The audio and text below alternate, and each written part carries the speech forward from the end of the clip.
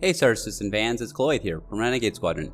Today I'm going to be talking about how to properly fit and fight in your Eclipse. So what is CIG's take on the Eclipse? The Eclipse is a bomber designed to get in and strike before it's even been spotted. After extensive service with the UEE, this high-tech military stalwart is making its debut on the civilian market for $29.47. So what's the best way to fit out your Eclipse for PvP? Well, let me show you. First you're going to want to do is open the mobi-glass. Next, you're going to want to go down to Vehicle Loadout Manager. Select our Eclipse.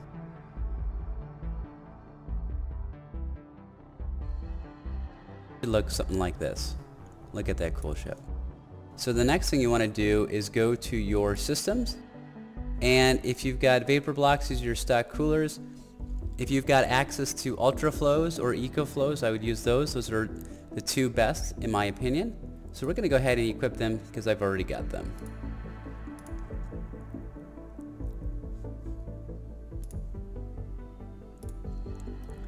And as you'll notice, we've got a power plant of the Delta. I'm going to go ahead and equip the Fire Rail Cascade because I've already got one. That's going to be kind of one of your better power plants.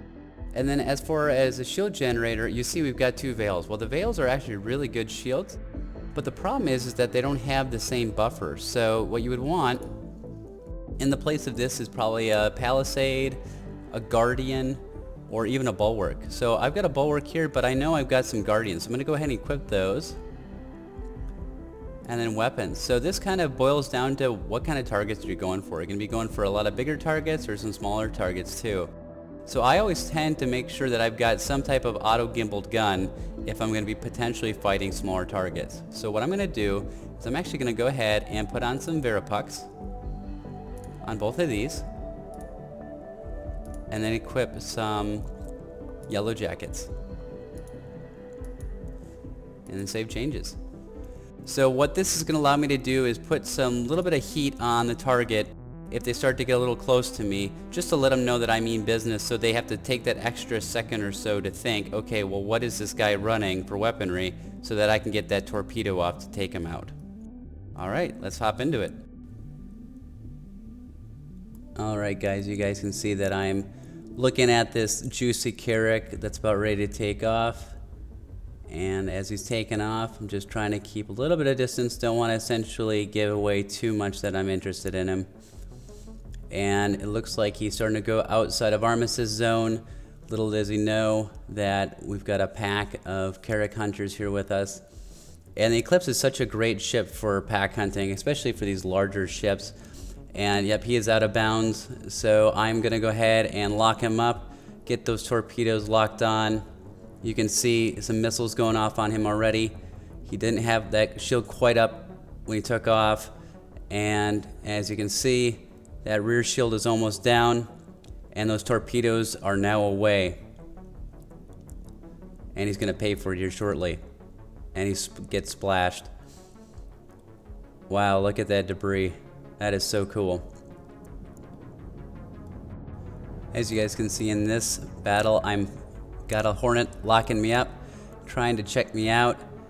I'm still in Armistice zone, so I'm a little bit safe. Again, CIG's got to get rid of these because it allows people like myself to just hang around here without worry. So now I'm going to go after that Heartseeker, flying out of Armistice zone, and I'm doing the kite. So the kite is a very important part with the Eclipse. If you actually want to take a target on 1v1, you gotta get him to draw and follow you. So he's following me now. I'm getting him locked up. And I'm just kind of going in a straight line, trying to make it so that he is just a nice, juicy target for my torpedoes. He's falling for it, so I'm start shooting, just giving him a little bit of stress, just to do something. The torpedoes are away. Again, I'm kind of decoupled, letting myself go back.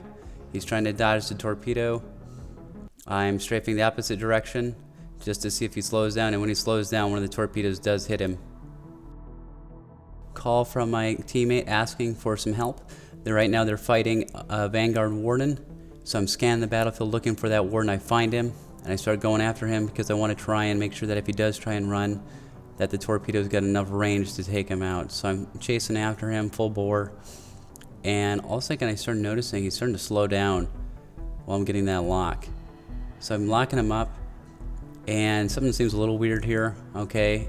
And if you can tell, I'm starting to back up here a little bit. I'm not sure what's going on, and then he starts firing at me. So now I'm going back into that kind of that kite, using that velocity I had essentially had with my last vector to try and kite back a little bit as he's pushing into me, and trying to create that really straight arrow for those torpedoes to hit, and they do.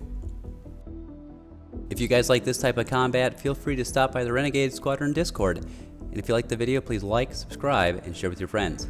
Renegade Squadron signing off.